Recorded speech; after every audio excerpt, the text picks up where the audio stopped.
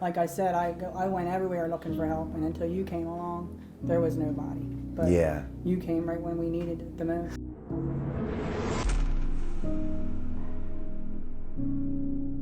If my wife told me she was going to divorce me, it wouldn't matter. If my kids said they hated me and wanted to disown me, it wouldn't have mattered. Because when you're in that active addiction, it's just, there's nothing else that matters. And I think people in society don't get that. They think that it's more of a choice that people are making. Right before high school, I'd say like 8th grade, everybody started experimenting with drinking and marijuana. So that's kind of how I got started. I do remember when he was 14 years old and I was dropping off at his friend's house. It was the first time he mentioned pressure and marijuana. And that's what when it all started, when he was around 13, 14. By the time I was graduated from high school, there wasn't a drug I hadn't tried. And I was in denial a lot, so whatever he would tell me when I would ask questions about when he was acting differently, I'd always accept his answer. And I probably knew inside that it was not the truth. But I wanted to believe the good and not the bad. That one time taking something, you could feel that feeling and say, I want to feel that for the rest of my life. It's that powerful. And I don't think a lot of people understand that how powerful it is. It's not a drug to experiment with, it's truly not. It was this progression over time, because once I knew I liked it and then the doctor prescribed it, I didn't take it as prescribed. I wasn't taking it one every 6 hours or 12 hours. I was taking multiples every hour and then snorting them. And it kept progressing and kept progressing. So, and then during that time, everybody was being prescribed pills. It was everywhere. So then once that left, you don't have pills anymore. The only other choice, especially in Baltimore, is heroin. After we had our son, I felt like I kind of noticed some things were like, okay, what's going on? Like, money kind of started like disappearing and just like weird little things. Like, and I'm just like, like I say something, he kind of had like a weird response, and it just like, it was like, what's going on here? The way I was raised, my morals all went out the window. Like, the only thing that mattered was that drug. It didn't matter anything else. It had something to do with me getting that drug or me allowing to get that drug. I didn't want anything to do with you. We had already gone through one time of trying to get Todd clean. Todd refused to go away. He didn't want anyone to know that he was using. How do I tell everybody, these people that I work for, the people that work under me, like I'm in a position where I'm a manager, so at my job as a chef, so like, how do I tell these people underneath me that I'm essentially a junkie? Up to a year and a half ago, he was really doing bad.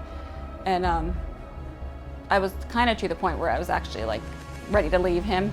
His wife gave him an ultimatum that, do it or you're not going to see your kids again. Well, anyway, in the meantime, she's telling me that she's been following Brandon. I've known Todd for a long time. Todd and I grew up together. We went to high school together, we hung out together, and ultimately we partied together. We ran in a lot of the same circles, and it's not ironic or anything special as to why our paths crossed later on down the road. I was just at the end of my rope. I couldn't do it anymore. The sickness, the money, everything. I had 2 kids that were getting older, so it was time. I was sick and tired of being sick and tired, is what we used to say in the AA a lot. Brandon talked to Todd and told him what he could do to help him, and literally came to Baltimore the next day, and they were on a flight to Florida to get Todd into recovery. And it literally was like, it gives me goosebumps, because he literally did come in and saved our family. I just thought the whole time, when he comes back, he's probably going to want to at least still smoke pot, or he's going to want to at least do this. He's, drink a beer. He's not going to not do anything. I mean, I couldn't imagine. I've only known him doing something for 20-some years. I couldn't imagine him not doing anything, and he did nothing. He literally did the program. In the time period that he stayed at Banyan, when he got off that airplane, he was a different person. He had lost 30 pounds, and he was just so healthy, and it was a different person. Sobriety is always #1 in my life. I always put that before everything else. That's what I've been taught. Even before my wife, my kids, it has to be #1 to me. Even through the times we're going through right now with COVID, I mean, my job has been very tough, but it's always stays my #1 thing. It's a shame that meetings aren't happening, because that's a big thing for me. and the fellowship, but my life is great. You know, I'm in the process of buying a new house. My job is going great. It's been better than ever. My kids are doing wonderful.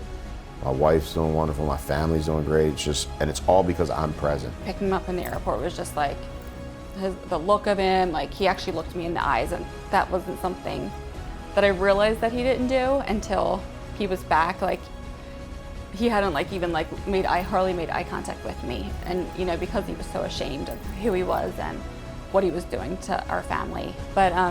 But since he's been back, it's like we have a good family life.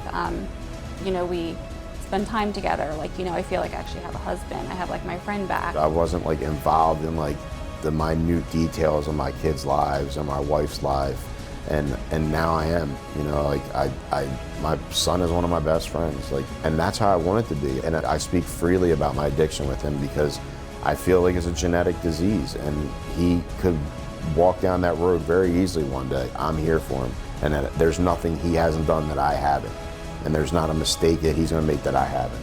I'm not afraid to answer the phone anymore or go to sleep at night, because for 24 years I really probably didn't get much sleep. It's no crazy wonder to understand that as soon as Todd started getting better, his family started getting better. His marriage started getting better. His relationship between his son started getting better. You have to have it in your mind and your heart that you want to stop. Because I feel like if you're pushed into it, or you're not willing to want to stop, you're not going to. I mean, you could go through a 30-day program, a 90-day program, staying sober living, all that. Once you get out on your own, you have to have made that decision that you're done. Because you're going to be faced with things where you're gonna like think about it, because it happens all the time. You're gonna have dreams about it. You're gonna have those times where you're stressed out and you're gonna wanna, you know, escape. But you have to have that foundation, you know, like you gotta build it. It's not gonna just happen out of nowhere. What I would say is reach out to Brandon Novak. I mean, he's on Instagram there. He gives out his cell phone number. He will help you. I mean, Banyan Treatment Center is the one place that I know is a success story. They do help. And because I've reached out to other places, I know people that have gone to other places, they've been to rehabs over and over and over again. None of these places have helped. But Banyan Treatment Center was the success story for Brandon as well as Todd. So they are a success story in my book. Love you. I'm very proud of you. We look forward to our future in our new house. Excited.